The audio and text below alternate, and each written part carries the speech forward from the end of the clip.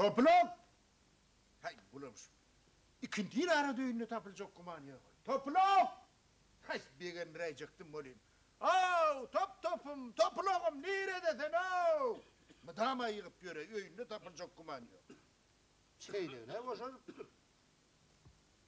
Ne var o? Oho, sağlık mı o ne? Sağlık mı mi? Yarama o yordun ana. Gelme enler uklaptım ne mi? Ay bir inip geldim de. Ne ulağı överin atın çıkan ya. Tepeyim bir kıygırıp durdum. Bir adım yaranı ukladığına kuraya hem ömedik kadar. Otur hani.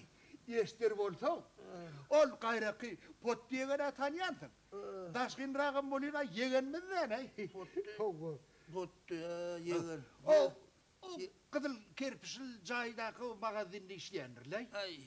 Ay son yanına katnap diyorum. Yeğenin midir so? Hovulay daşkın rağ yegenmezler. Yeğen ucu yağı, yağın bulsa kovu deyiptirler. O bir de peydarda yer var mı? Ahırı beni beğendirdi. Seni beğendirip duram, ben ne yapayım? Benim seni beğendireyim diyen de. Hayır. Şu var ha. Hoşoluk dahi ben sana bir yaşlılık edeyim diyen boldu. Yüzüm buluyorsun. Değil mi? Yeğen zannıydım. Mağazinde satıcıydı valli beni. Benim seni kömekçiydi valli ilk geldi bunu anlıyordum. Havu onsun? Feydal tarafı. Feydal tarafını soyurdu. İkimiz işlemeliler. Onuruyorsun bey. Kusura ağa. Onu sen mi ara? Havu? O karıları öyle tavsiren karrını, o daydanı. Yedine getirmeli oluyor. Yok lan, ona ben zordan tavsırdık ağın. Yalvar yakar edip zordan aldırmadık. Sen koyun adamını doğru mu? Getirmeli oluyor. Daydamın ne mi dahili var bu yerde? Kaçı dahili var? Ne hemşin götürecek onu? Onu, yupçuk arasırap kuçuk eğinir ipçuk.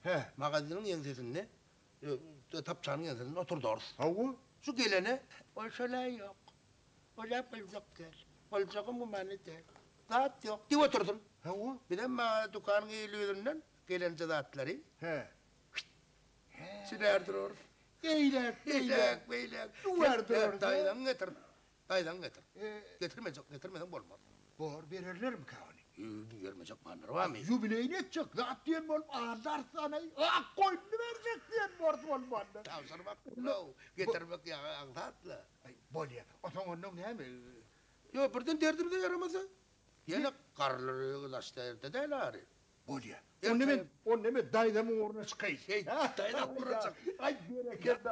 Ona tayin bol o senin. Ödümde morlanmor sen pat diyegenin pattı dedim mi? Pottu dedim mi? Pot diyegene. Pot diyegene morlanmor. Şeyle. Yakşım rahatlan komşusu ya mi? Oğlum. Enetle yok. Gitti o. Can ya diyegenin mi diyegenin ağır. Bol ya. Onda gittim. Daydan getir daydan. Bol ya daydamın uğruna gittim. Bolcak bol da o. Selamet olun.